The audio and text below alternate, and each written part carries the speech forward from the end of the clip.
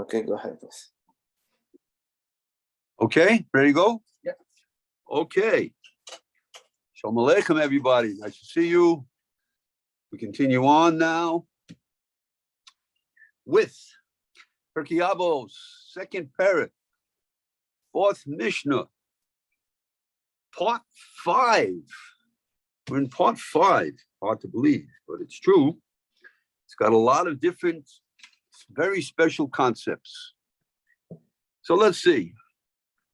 This one says, this part of the Mishnah says, Ba'al todin es chevercho ad shetagia lemakomo, which means don't judge your fellow until you've been put in his place. You put yourself in his place. When you're in the same situation that he's in now, then you can start to think about judgment. Now, the basic pshat, this is the basic overall pshat in this. Rashi gives it, and the Rav gives it. You see your friend and he's doing something. It doesn't seem like it's the din. It doesn't seem like it's a derech HaTorah to do it this way. Don't be critical. Don't see him in an unfavorable light, because you don't know if you would be in that situation, how you would react. Always have to think about what things would be for you if you were in the same situation that he's in. That's the basic shot. Okay, Rav Moshe, you want to give that over? Yes, okay, buenos días a todos. Vamos a iniciar Be'ezrat Hashem con la clase de hoy. Estamos en el Pirke Avot, el capítulo 2, la Mishna 4, la parte 5 de esta Mishna. Hemos invertido un buen tiempo al respecto. Hay mucho que sacar de esta Mishna. Entonces, nos dice la Mishna en esta última parte, dice, no juzgues a tu compañero hasta que hayas alcanzado su lugar, o hasta que estés en su lugar. Y por supuesto, dice el Rab, hay un pshat, es decir, el sentido básico de la Mishnah lo trae Rashi y algunos otros comentaristas de la Mishnah. Básicamente nos dice que si ves a tu compañero haciendo algo desfavorable, algo que a tus ojos no es correcto, para empezar, no lo juzgues para mal. Piensa que tal vez, quién sabe, tú si estuvieras en su lugar, en su posición, tal vez harías lo mismo o algo peor. Go ahead, please. Okay, we're going to add something from the Magen Avot, so just a short idea that is very important to know. Don't ever say that someone is deserving of punishment, that he should be flogged or hit or hurt for what he's doing. Don't say that. You have no idea what's going on, and you wouldn't want it to happen to you, and you don't know the situation. It comes out of this part of the Mishnah. Don't be critical of someone until you put yourself in his place. So don't say or think those kinds of things. Keep that out of your mind. You'll be much, much better off and much more kodesh. Moshe, that's Magen Avot says it. Y dice el Magen Avot, que es también un comentaristas, es muy importante saber una cosa. Nunca digas que alguien merece tal castigo. No sé, lo ves haciendo cierta acción y dice, merecería tal cosa, tal golpe, etc. ¿Por qué? Porque no sabes el contexto de lo que está sucediendo. Y al no saberlo, dice Rab, no tienes el contexto correcto. Además, no quisieras tú mismo estar en esa posición. Por lo tanto, en primera instancia, no pienses o digas este tipo de cosas. Esta persona se merece tal castigo o que venga tal golpe, una cosa así. Porque no sabes tú qué es lo que está pasando ahí. Go ahead, please. Okay. I want to point out that in the first parak, Mishnah 6, the Mishnah starts, let's see, Yoshua ben Parachia. That Mishnah, at the end of the Mishnah, it says, as kol adam l'chaf schus. Everybody should be judged favorably.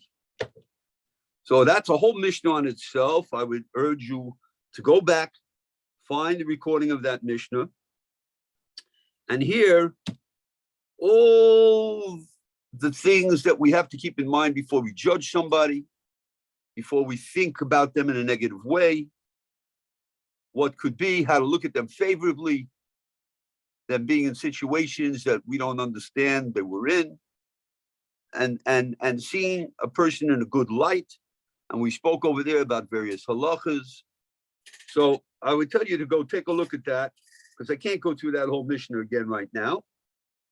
But it's very important, because there are certain halachas that you have to take in mind before you judge anybody. You can't just say, well, I think like this, I think like that. That's what I think. So maybe I'm wrong. What's the big deal? No. It's already an avera if you start thinking incorrectly about somebody and you're making judgments. You may carry it out to be very, very detrimental, very, very bad. Rav Moshe? Ok, nos dice Rav, entonces podemos incluso referirnos a la Mishnah en el primer capítulo, la Mishnah 6 del mismo Pirke Avot. Allí nos habla de Yehoshua ben Perajía. Él trae una expresión, nos dice, juzga a todos favorablemente.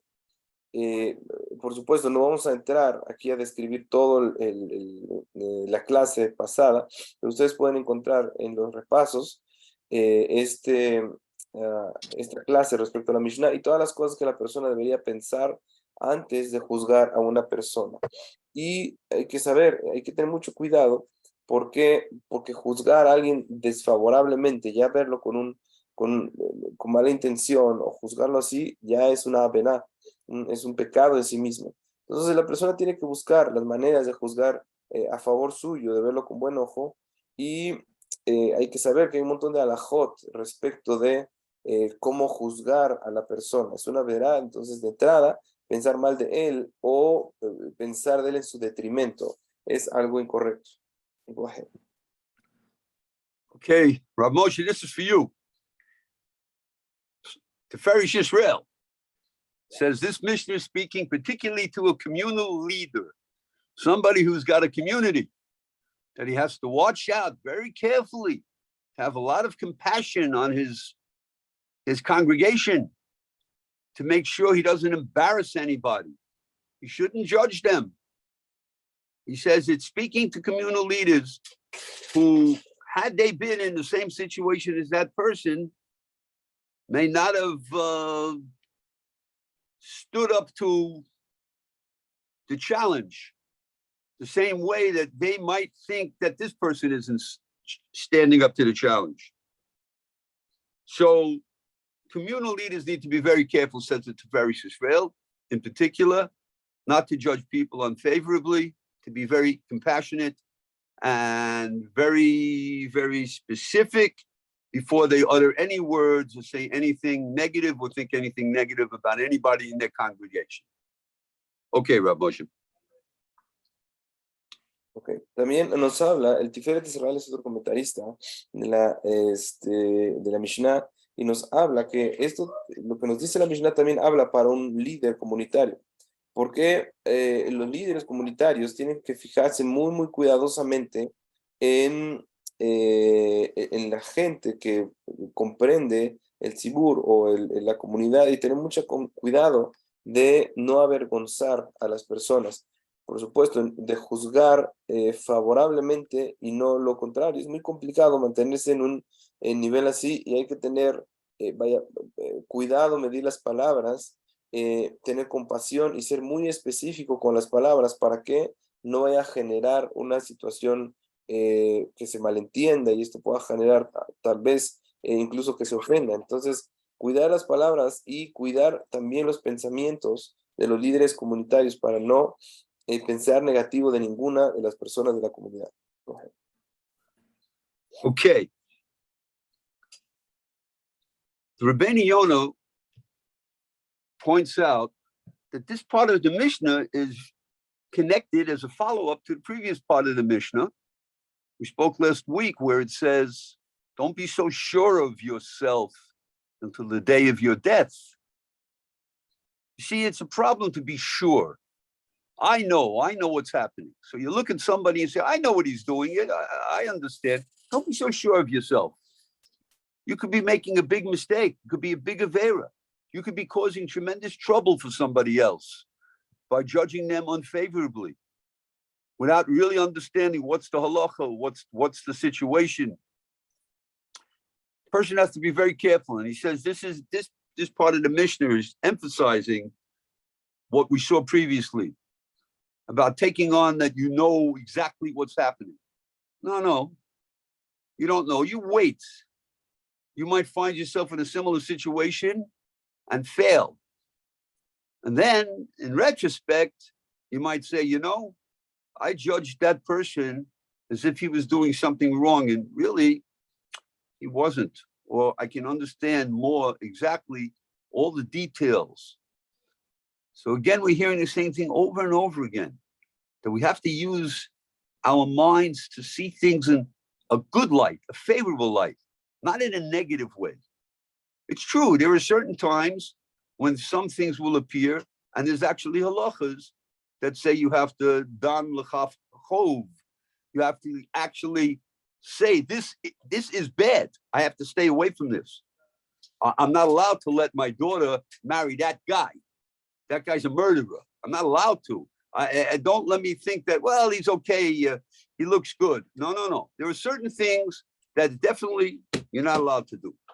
But when you don't have all the information and there's somebody in front of you and you're looking at him and all of a sudden you start to make all kinds of keshbonos, accountings. Is he good? Is he bad? You have to be, if you want to be sure of something, there's one thing you can be sure of before the day of your death, that the Yetzer Hara never stops. That you can be sure of. Yetzer Hara is going to be on top of you continuously trying to make trouble for you. So that's what we hear from the Rebbeinu Yonah over here. Don't be so sure when you're judging somebody. You wait and see what it would be if you were in his shoes or in his place. Okay, Rav Moshe. Ok, Rabbeinu Yonah, que también es un Rishon, más o menos de la época del año 1024, me parece que nació. Él nos dice que esta sección de la Mishnah está conectada con la anterior, que la anterior nos decía, no te sientas seguro de ti mismo hasta el día de tu muerte. Porque la persona se siente tan seguro que dice, no, yo sé esto, yo sé lo otro, te sientes tan seguro de lo que haces que también te sientes seguro de juzgar a los demás. Y dices, no, yo sé por qué lo está haciendo, yo sé por qué dice eso, yo sé por qué se comporta así. Entonces no te sientas tan seguro y llegues a juzgar porque no sabes probablemente la halajá o no conoces todo el contexto de la situación, sino que espera antes de pensar y seguro antes de hablar de cualquier persona. Porque después te puedes encontrar con una sorpresa y resulta que malinterpretaste todo. Y ahora va a ser una vergüenza tener que reconocer el error y reconocer que habías malinterpretado y tal vez rebosaste o juzgaste mal a una persona. No sabías los detalles. Por lo tanto, tienes que tener cuidado de juzgar favorablemente y no de una manera negativa. Ahora, también hay que saber, seguro hay momentos en que la persona tiene que juzgar desfavorablemente porque esa es la realidad de la vida, es decir, en algún momento va a tener que decirse que algo que se está haciendo no está bien, que está mal. Por ejemplo, si la persona, de repente su hija se quiere casar con una persona y dice, espérate, este es un matón, ¿no? Este es un asesino, seguro vas a decir, no te vas a casar con él, pero en principio la persona en general tiene que juzgar favorablemente. Cuando está seguro que una situación es negativa, ahí hay que actuar al respecto, pero no cuando no tienes información. Porque cuando no hay información, la persona empieza a especular, a hacer cuentas en su cabeza, y allí es donde puede errar. Por lo tanto, nos dice Rav, no te sientas seguro de lo que sabes, de lo que sabes de una persona hasta el día de tu muerte, porque siempre el Yetzer Hara te va a estar buscando meterte cosas en la cabeza, y hasta que no estés en sus zapatos y sepas exactamente qué es lo que siente, piensa y le sucede, no tendrías por qué juzgar a la persona. Go ahead, please. Okay. Now, the Meiri, who we've cited many times here, one of the great Rishonim, he brings down a Gemara in Sanhedrin 102b, Kuf Beis Amid Beis, And before we tell you what happened in the Gemara, let me tell you what the subject matter is. The subject matter is about one of the kings that we had, King Menashe. So let me tell you a little bit about King Menashe, because it's very important to understand. Now, King Menashe, he became king at the age of 12.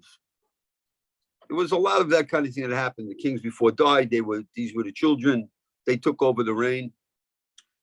And he was king for 55 years in Jerusalem. Now, he was a miserable, evil person. Miserable and evil. He murdered a Navi,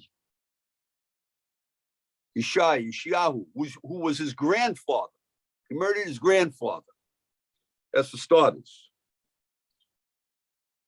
He offered up his own son to the idol Moloch, but burning him in fire. His own son. Very nice guy. He put idols in the base of Mikdash. Some say, it's interesting, tonight is going to start the 17th of Tammuz, the beginning of what's known as the 3 weeks. And there are going to be special restrictions for the 3 weeks, culminating in what we call Tisha B'Av, which I hope I'll not have to see again.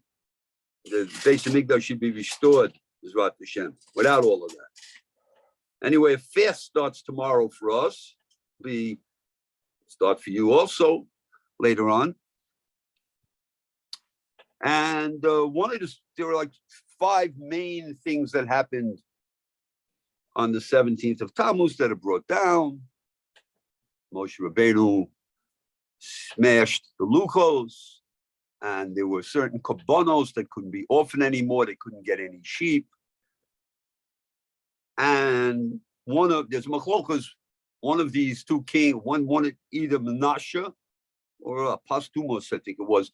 There's a machlokas who put an idol in the base of Mikdash. Those are 3 of the 5 things that happened. Okay, the point is that this Menashe was a miserable wretch, and he tried to abandon all the worship of Hashem. He tried to get rid of Yiddishkeit. He was Jewish. Tried to get rid of Yiddishkeit. He spilled a lot of Jewish blood. Okay, that's the background.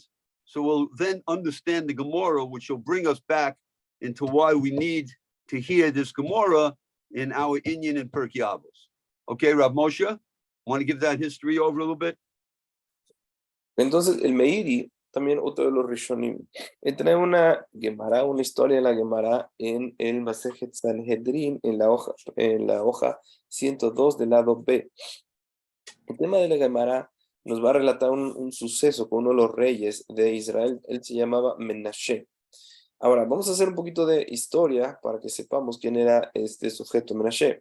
Él reinó a los 12 años, es decir, a los 12 años de edad se convirtió en rey. Esto sucedía, muchas veces moría el papá o lo asesinaban y tomaba el cargo su hijo. Entonces, él tenía 12 años, reinó en Jerusalén por 55 años. Era un sujeto miserable y malvado. Asesinó, nomás para que nos demos idea, asesinó a su abuelo, Yeshayahu, que era profeta. Entonces, no nada más esto, sino que ofreció también a su hijo a un ídolo que se llama Molech. Lo quemó al fuego en adoración a su ídolo. Puso ídolos en el Bet HaMikdash. Y muy curioso, hoy por la noche, iniciamos el 17 de Tammuz, mañana por la mañana inicia el ayuno y tenemos ciertas restricciones antes de que llegue el 9 de Av. Tenemos 3 semanas en las que hay ciertas restricciones de conducta, vestimenta y demás, y esperamos por supuesto que no haya otro 9 de Av, sino que tengamos pronto la reconstrucción del Bet HaMikdash.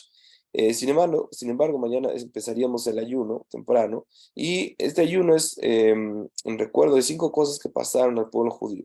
Uno de ellos es que Moshe Rabbeinu rompió las tablas de la ley. También en el Bet HaMikdash, cuando estaba el asedio, en el 17 de Tammuz, se acabaron las ovejas y otros animales que se utilizaban para los korbanot, así que se interrumpió el sacrificio diario. También nos dicen nuestro Jajamim que ese día se puso un ídolo en el Betamikdash. El punto de todo esto es que Menashe era un sujeto terrible, en verdad, trató de echar abajo el judaísmo con todas sus prácticas y llegó a asesinar a muchos judíos en el proceso.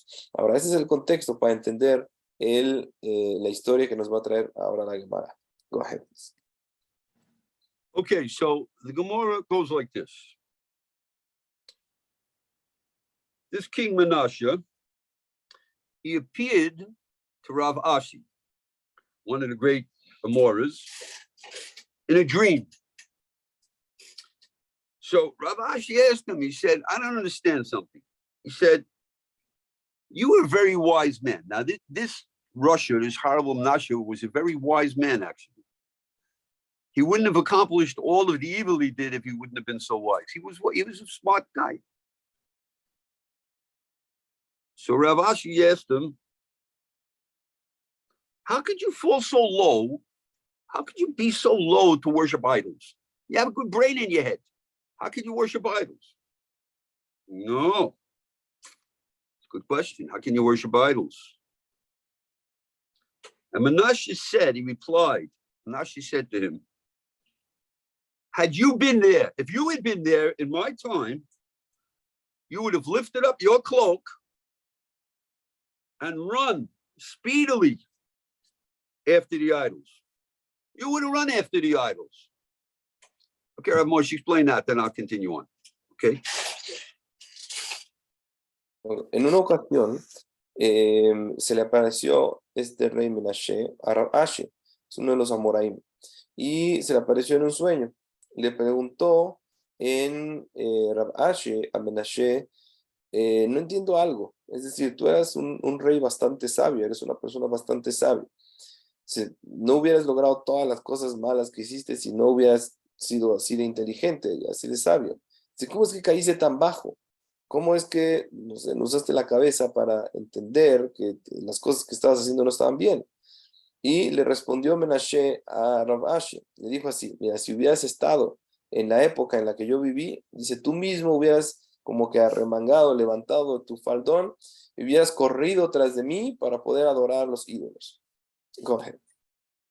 Okay. So, I think it's Rashi. Do I have here? Who do I have here? Yeah, Rashi. Rashi says that in that time, the pull for idolatry, the pull for avodah zarah was fantastic. We don't understand it. It was so great. It existed so great. The Menashe was telling him, if you were here, Rav Ashi, you would have pulled up your cloak. You wouldn't want your clothes to get in your way so you could run faster. You would run so speedily, you would say, I want that idol as soon as possible. I don't want anything bothering me. You would play with your clothing so you shouldn't trip, so that your legs would be free to run faster. It was an amazing thing at that time. It was only when the Anshe Knesset Gadola, the men of the great assembly, took away the Yetzer Hara. This is a whole long story, but they mevatel, they nullified the Yetzer Hara for idol worship. They took it away. People wouldn't have it anymore. It was only when that happened that there was any relief for the Jewish people.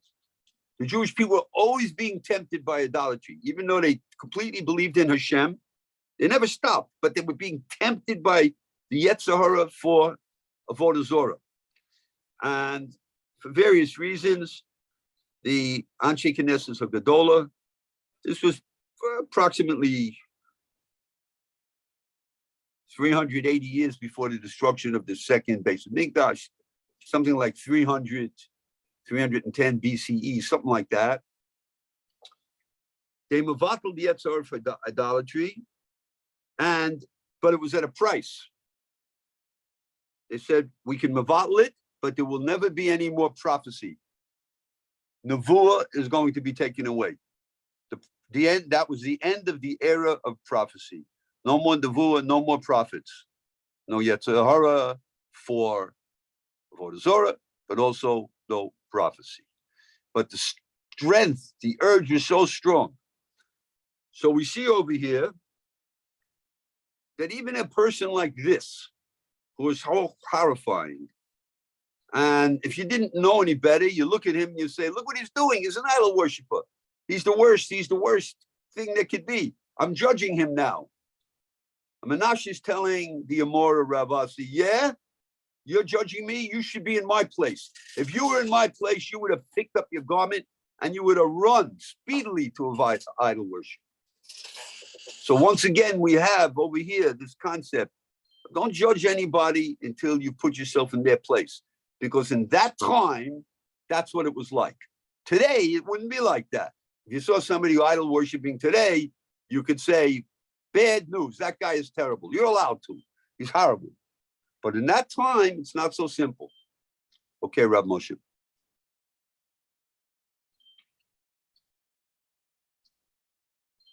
Ok, entonces la historia nos dice que, bueno, Rashi escribe un comentario en esta cara diciendo que lo que sucedía en ese momento es que la atracción por la Avodah Zará era tan grande que, en palabras de Menashe, si hubiera estado Rav Ashi en ese momento, hubiera tratado de correr lo más rápido posible para poder ahí adorar a uno de estos ídolos. Incluso si le estorbaba su capa o su faldón, trataría de arremangarse con tal de correr tan rápido como pudiera para llegar a ser Avodah Zará.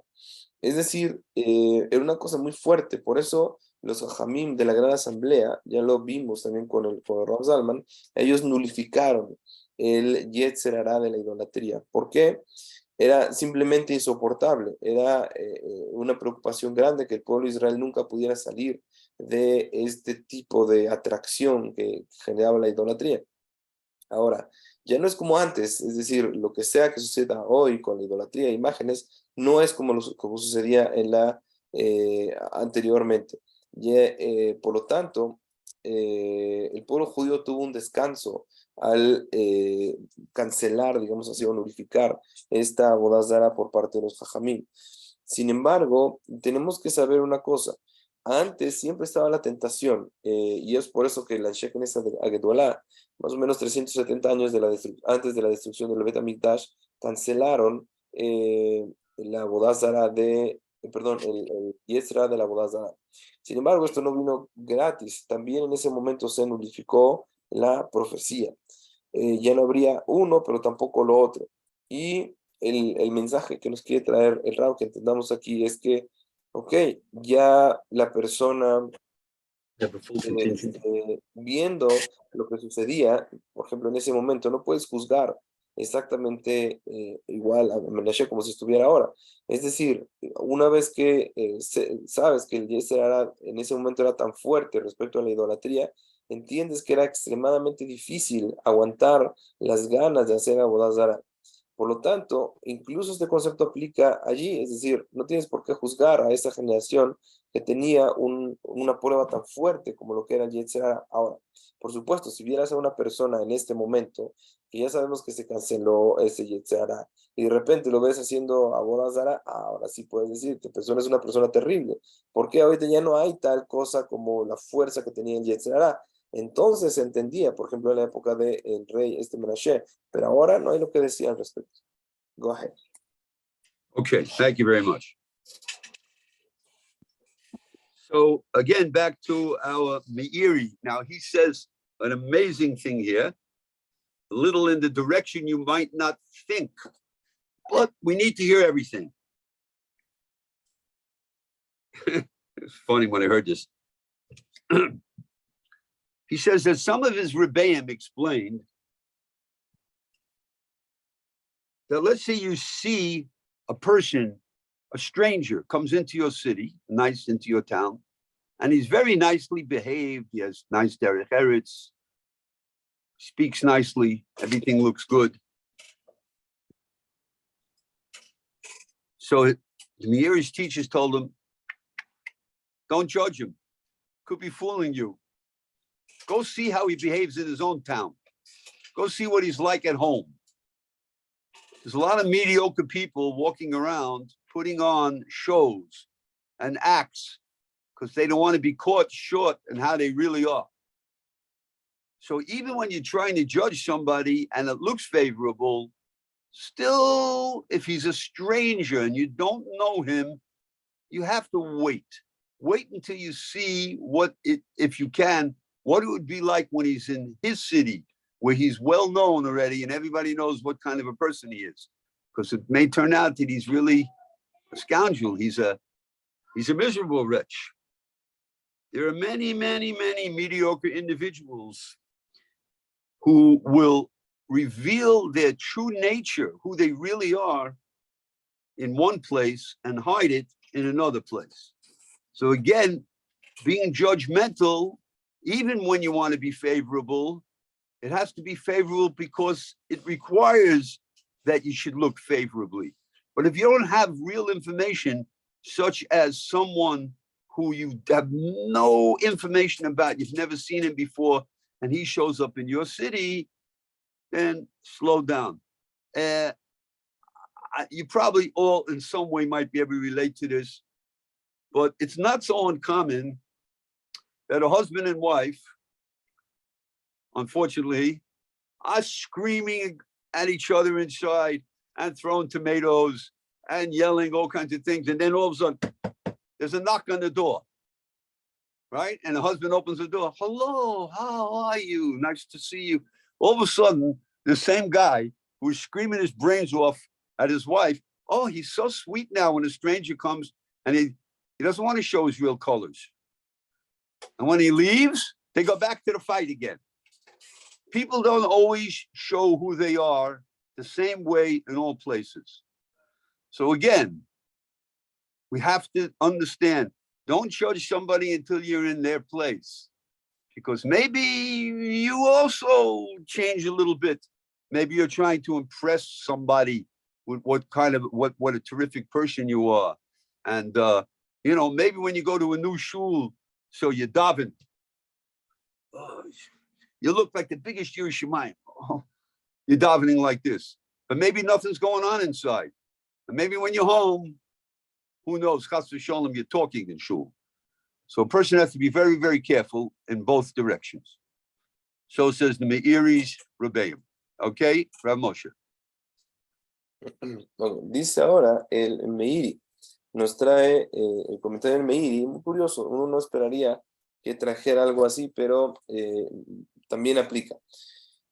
Nos dice que incluso podría ser algo chistoso, porque no te esperas por dónde viene. Nos dice el Meiri, no juzgues a la persona a menos que tengas información de él. Porque tal vez vas a ver a un extraño que llegó a tu lugar, a tu ciudad o a tu colonia, no sé, a la sinagoga, y aparenta ser todo bien, es una persona que hace bien todo, que reza muy bien, que habla muy bien de sí, y todo aparenta estar muy bien. Dice, no lo juzgues apresuradamente y digas, wow, este sujeto es un tzadik. ¿Por qué? Tal vez te está tomando el pelo. Dice, hay un montón de gente mediocre que pone una fachada porque no quieren que lo cachen, como dicen en México, que lo atrapen en lo que realmente es. No, también tienes que esperar, antes de darle toda tu confianza y abrirle todas las puertas, tienes que esperar a ir a donde todo el mundo lo conoce. Tal vez viene de una ciudad lejana o cercana en donde podrías llegar a ir o preguntar, y allí donde lo conocen puede resultar que es una persona que le gusta tomar el pelo a la gente, tal vez aprovecharse de ellos, de su confianza, pedirles dinero, no sé, tal vez es un miserable y mediocre, dice Rab. Y hay muchos de esto que solamente revelan su naturaleza en su lugar, pero en otro lugar aparentan muy bien lo que no son. Y, por supuesto, vas a juzgar de entrada favorablemente, pero no abras todas las puertas, no entregues toda tu confianza si no tienes información de la persona, porque no lo conoces, aparece de repente y habla él mismo también de él. Ten mucho cuidado. Aparte, dice el Rab, no es raro, uno puede estar en esa situación, porque no es raro que dentro de la casa, dice el Rab, de repente se arme una discusión y un alboroto y se estén tirando aquí unas cosas y gritándose, y de repente toca la puerta y se calman, abre la persona la puerta, el señor, y dice, ¿cómo están? Bienvenidos, que no sé qué, con una forma de recibir tan suave y tan linda. ¿Qué pasó? Antes no estaba sucediendo esto, se estaban botando los platos y los vasos en ese momento, y ahora parece que todo está bien. Entonces, cuando se va la persona ahí, que la visita, no sé, el que quería venderles algo, de repente la batalla inicia otra vez y empiezan a pelear. Entonces, nuevamente, no juzgues hasta que no estés en lugar de la persona, porque tal vez solo también te quiera impresionar, y cuando vas a su lugar encuentras que no es lo que decía que era. O tal vez vas a otro lugar a rezar y tú mismo haces así, vas a este lugar, te pones muy concentrado, muy respetuoso y te pones así como si fueras una persona muy metida en el rezo y todo lo demás, pero nada más regresas a tu sinagoga, Haz Shalom, incluso estás hablando ya a la mitad de la lectura de la Torah o a la mitad de la tefilá, que es una cosa totalmente negativa. Okay, go ahead, please. Okay. Generally speaking, people are very quick to blame other people for their own shortcomings. They have failures in certain things. They don't feel that it's honorable that they should be like that. They're right. So they find some way to say it's your fault that this happened. You're the one who caused it, not me. This comes from a meter raw, the worst meter of all, called gaiva, arrogance. We look at ourselves as if we are the greatest thing that ever happened, which actually in a certain way we are, but not for the reason we think. But in any case, we behave as if we can't do anything wrong and we know everything that's right. And the other guy messed it up. It's all his fault. It's the other guy. We're very, very protective. We very, very watch out for our honor. Very protective. And usually we don't take correction. If we're given tokacha, musa, we don't take, that's not for me. Don't tell me, tell him. Tell the other guy. He's the guy who's wrong. Me, I don't need it. I'm perfect. Don't you see? I'm perfect. This is a constant battle. And sometimes it's absolutely ridiculous. It's unbelievable what a person can tell himself. A person can tell himself things that are so incredible. I once read a book. It was called Jewish Gangsters. It was about Jews who went off the derech, and they were, robbers and murderers and gamblers and all kinds of things they did that you're not allowed to do. Famous people. We had very famous people like that. Heads of all big kinds of corporations. Hey, if a Jew's going to do something, do it right. A little quote over there from Rav Zalman.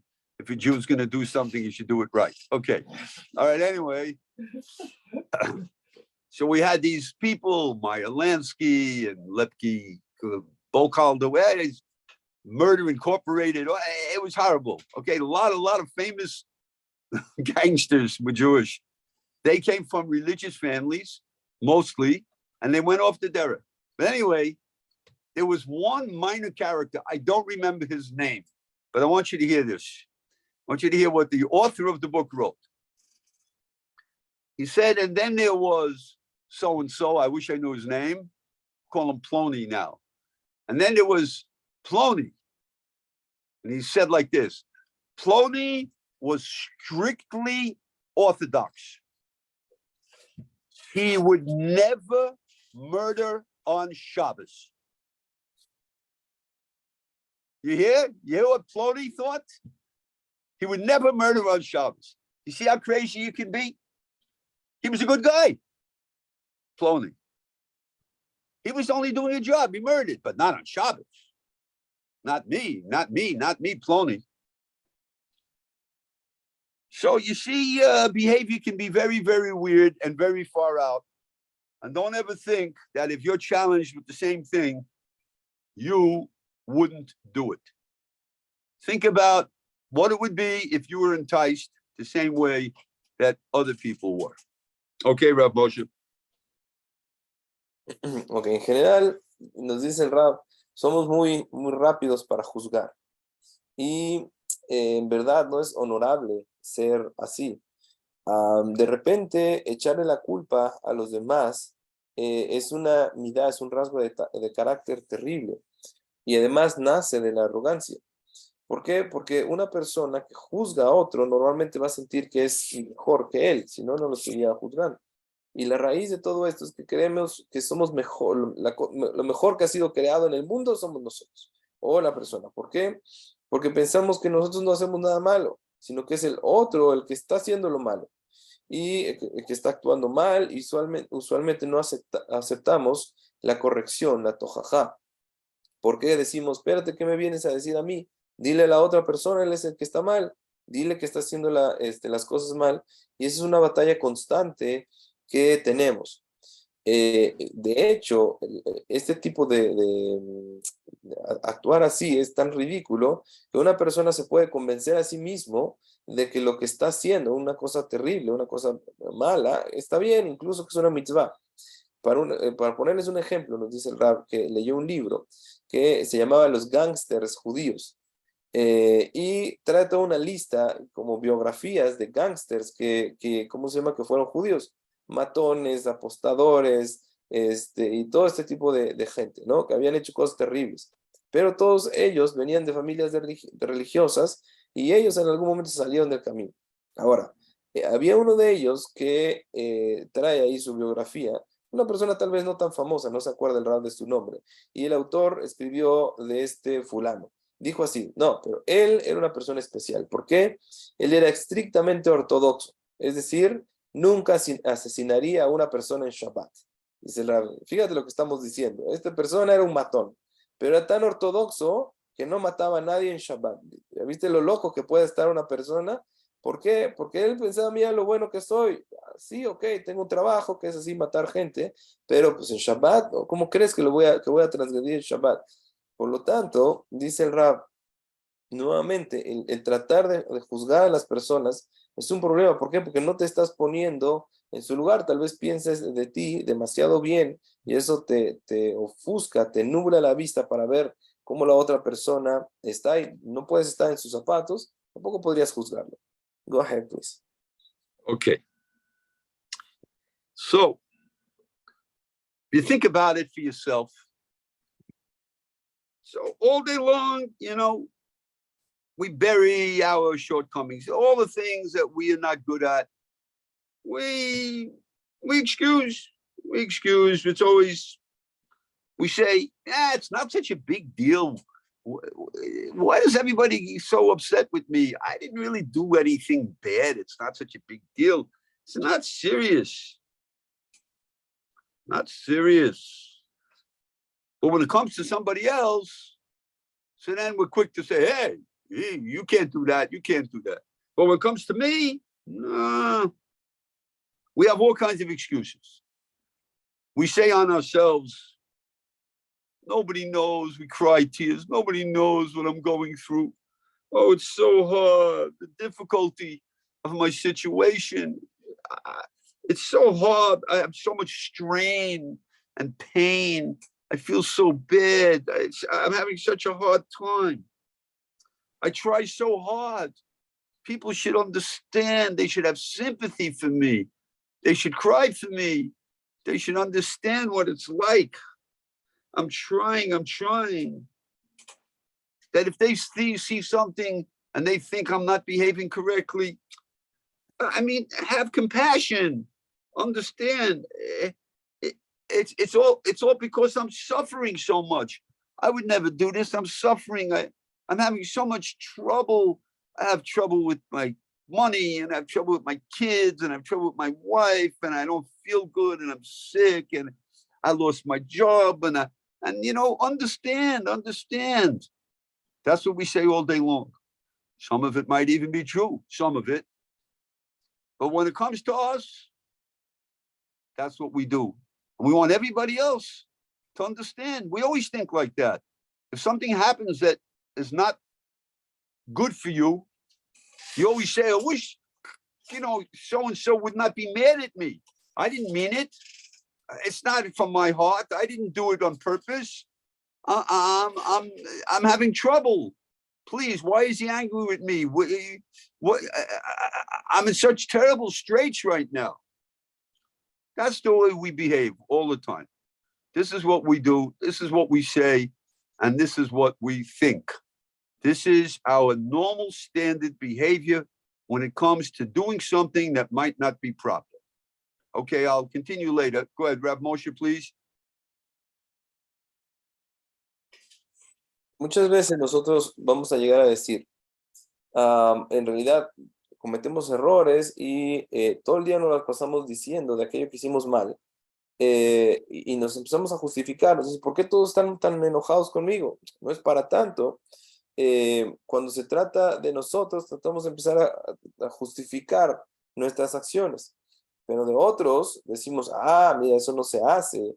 ¿Por qué está actuando de esa manera? ¿Por qué no se hacen así? Pero cuando se trata de nosotros lloramos y decimos, ya tengo tantos problemas, nadie me entiende, ya lo intenté una vez, otra vez, deberían entenderme y no juzgarme mal, deberían tener simpatía porque lo estoy tratando de hacer bien, pero tengo tantos problemas, estoy sufriendo y por eso hago lo que hago. Tengo problemas de dinero, tengo problemas con mis hijos, tengo problemas con mi esposa, tienen que entenderme, tienen que tener simpatía conmigo. Porque, o sea, hago las cosas que parece que están mal, pero no es que estén mal, es que tengo tantos problemas. En resumen, nos dicen, tenemos 1000 excusas para poner frente a nosotros cuando tratamos de justificarnos, pero con los demás no hay consideración. Decimos, sí, siempre hace lo mismo, siempre la misma persona, no importa, lo hace con mala intención y todo lo demás. Pero con nosotros decimos, no, pues si no lo hice a propósito, lo que pasa es que tengo problemas. En verdad yo no soy malo, sino estoy en una situación terrible, tengo mucho dolor, y eso nos decimos y nos vendemos a esta idea que queremos pensar de nosotros, para que no parezca algo tan malo. Pero cuando se trata de los demás, tenemos tantito cuidado respecto a lo que ellos puedan estar pasando o sintiendo. Go ahead, please. Okay, so having said that, so why is it when it comes to the other guy, we don't say the same thing? Why don't we say on the other guy, he has a lot of stress, he's got a lot of problems, he doesn't feel good, and all the other things, all the same excuses that so easily we say for ourselves. How come we're so quick to judge the other person and say, well, he just doesn't, he doesn't follow the Torah. He's not such a good guy. How come? How come when it comes to us, it's one way and it comes to them, it's another way? The answer is that the standard tendency of a person is to always to look away from himself and find fault in others. This is a yetzer hara that's almost in your bloodstream. And what I'm about to say is I want you to try to understand what I'm telling you now. That's why we need the Mishna. You might think, what did I have to hear this Mishna? I know these kind of things. No, you don't. You need a Mishna to tell you that you always are looking in the wrong direction. You need the Mishna to say, don't judge anybody until you've put yourself in their place. The Mishna is telling you something you have to really understand. It's not just a good idea. It's a halakha. It's a way to Hashem. That's why when Hillel says something like this, it's not just, oh yeah, right, I can hear that, big deal, let's go on, let's go to the restaurant and eat something now.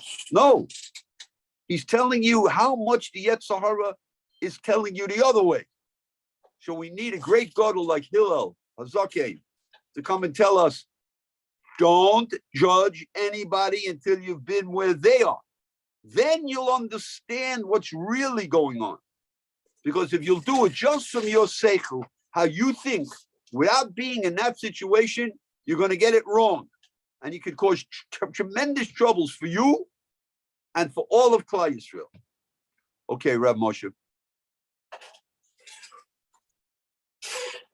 Una vez dicho esto, cómo normalmente tratamos de justificarnos a nosotros mismos y la pregunta es, ok, si tienes tantas justificaciones y tantos pretextos para ti mismo, ¿Por qué no tiene los mismos pretextos para otra persona? ¿Por qué para el otro no dices, tal vez no tiene dinero, tal vez está pasando por un momento terrible? ¿Por qué no lo juzgas a él como te juzgas a ti? Y en verdad, cuando juzgamos a los demás, tendemos a ser mucho más estrictos. Este no sigue la Torá, es un sujeto terrible. Dice, ¿por qué tiene que haber una diferencia entre cómo te juzgas a ti y cómo juzgas a él? La verdad es que hay una tendencia a buscar lo malo en la otra persona. Ya está en nuestro sistema el ser así. Por lo tanto, acá nos dio la Mishna. Uno podría decir, bueno, esto ya, cualquier persona sabe que esto es lo correcto, es decir, no juzgar a los demás. No, si lo agarras por la lógica, vas a encaminarte de una manera incorrecta. Lo que la Mishnah te está diciendo es algo que tienes que empezar a trabajar. Tienes que todos los días recordarte, no juzgar a una persona hasta que no estés en su lugar. No que nada más es una buena idea, ¿no? Es una forma de acercarte a Hashem. Precisamente por eso, una persona como Hillel, Hasaken, tuvo el cuidado de dejar este mensaje para todas las generaciones, para que sepas que es lo ideal, para que sepas que no debes juzgar hasta que no entiendas perfectamente bien por qué están sucediendo las cosas. Si lo agarras por tu lógica, lo único que vas a hacer es empezar a meterte en problemas a ti mismo y después también a todo el pueblo de Israel. Go ahead, please. Okay. In case you didn't notice, the world is in bad shape right now. We have a lot of troubles in the world. And the main reason that we have a lot of troubles in the world is because the Shekhinah, Kodesh Baruch Hu, can't rest his Shekhinah in his Beis Hamikdash. And we're coming in tomorrow, we're starting a period where we're going to daven and pray, please, seriously, that the Beis Hamikdash should be restored. And the Kodesh Baruch Hu can bring his Shekhinah back. And when that happens, the world will get straightened out. It doesn't matter what the Goyim do. And even what we do is under great stress because we need a Kodesh Baruch Hu's help. And he wants us to want it. He wants us to show that we care. He wants us to think about the Beis Hamikdash. We say at the end of davening every day that we ask for the Beis Hamikdash to be restored. But do we think about what we're saying? We say it at the end of Shemona Esrei before we take our steps back. But do we pay attention? Please restore the Beis Hamikdash. We're entering a special period now of Avelis. We have to understand that nothing can change, nothing can happen without a Kodesh Baruch Hu's will. If Hashem doesn't help us out, we can't do anything. And he's waiting for us to cry out to him. He wants us to plead with him to help us and bring back the Beis Hamikdash. So we have to realize that we can't just go about our business as if all of this is very, very nice talk, but it doesn't mean anything. Because it means everything. Because nothing's going to happen. And it's been going on for thousands of years. And eventually we're going to see things, and it could be very soon. There are simonim that things are coming to some kind of a finish that'll be positive. There'll probably be a lot of surahs before that. But nevertheless, as I told you, there's no Navi anymore, and I'm surely not one of them. But I am telling you that we need to pray for the restoration of Beis Hamikdash. We're fortunate here in Yerushalayim because we can go. I try to go with a chavrusa of mine, many, many, many years already, once a month to go to a certain lookout where we can see the Makom HaMikdash, and we say Tehillim and pray for its restoration. I'm very fortunate because it's not far from me. And I realized when I'm there that here's this building in the middle of Yerushalayim, Yer Kodesh. It's just a building. And everything has to do with that building. All of our life, everything that's going to happen for us is because that building is not built right now. And the Kodesh Baruch Hu is crying, and the Jewish people have to be crying. And if we share the crying that the Kodesh Baruch Hu has, because he can't come closer to his people, because not working hard enough to come close to him, if we could just bring ourselves a little bit more towards understanding and wanting and crying, well, then Bezrat Hashem, it'll be restored, and we'll see great, fantastic things for the whole world. The whole world. It's in our hands, but it's for the whole world when it's all over. Nobody loses out. Everybody's going to gain. Okay, Rav Moshe. Nos dice el Rab que podemos darnos cuenta que el mundo está en bastante mal estado. Y la razón de todo ello es porque Akadosh Baruj Hu no puede poner la Shejinah en donde está o estuviera el Bet HaMikdash. ¿Por qué? Básicamente no existe en este momento el Bet HaMikdash en su lugar. Ahora vamos a empezar un periodo de luto, estas 3 semanas que empiezan a partir de mañana, y vamos a recordar con más fuerza. Y en verdad, si vemos todo lo que hacen los Goim, no importa, porque aunque hay tantos problemas en el mundo y demás, en verdad lo que nosotros podríamos hacer es lo que podría cambiar el curso de la historia. Akadosh Baruj Hu seguro quiere que pensemos nosotros en el Bet HaMikdash, que nosotros sintamos que nos hace falta algo. Nosotros lo decimos en el desarrollo del Shimon Ezeret, de la Midá, y al final también pedimos por la reconstrucción del Bet HaMikdash, pero muchas veces lo decimos y no ponemos atención a lo que estamos diciendo. Ahora, en este periodo de Abelut, de duelo, tenemos que saber que nada puede suceder sin la voluntad de Akadosh Baruj Hu. Si Él no nos ayuda, incluso si Él no pone este sentimiento, estas ganas de cambiar y de pedir, no va a suceder. De hecho, Hashem seguro quiere que supliquemos porque vuelva el Bet HaMikdash. Y nosotros aprendimos que esta es la base por la que el judaísmo puede desarrollarse plenamente. Ahora, hemos visto en los últimos años, nos dice el Rab, que hay señales de que puede que acontezca pronto, en verdad lo queremos, pero tampoco soy un profeta, dice el Rab, eso ya se desapareció hace mucho tiempo y no podemos decir exactamente cuándo es que va a suceder. Lo que sí podemos hacer y necesitamos hacer es pedir todos los días por la reconstrucción del Bet HaMikdash. Dice el Rab que él tiene un jabrutá, un compañero de estudios, que una vez al mes suben parece que una colina, en donde se ve el lugar en donde estaba el Bet HaMikdash, hacemos teilim allá, y de repente me pongo a pensar, fíjate lo que es un edificio en la mitad de Jerusalén, ¿cómo puede haber tanto revuelo al respecto? Sin embargo, no es nada más un edificio, todo depende de ese lugar en donde se concentra el servicio a Hashem.